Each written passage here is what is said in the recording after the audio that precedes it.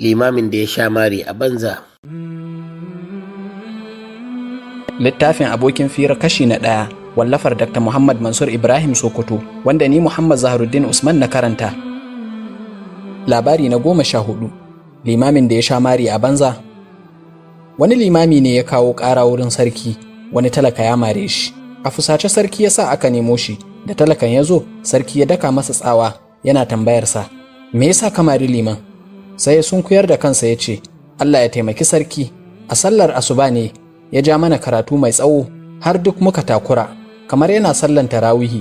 Bai sallama ba sai da rana ta kusa fitowa. Bayan ya sallama kuma sai ya ce da mu duk ku sake sallah, domin na manta ban yi alwala ba. Ai kuwa nan take sarki ya harari liman ya ce, ai kuwa lallai liman ka sha mari a banza, gobe ma sai ka ƙara.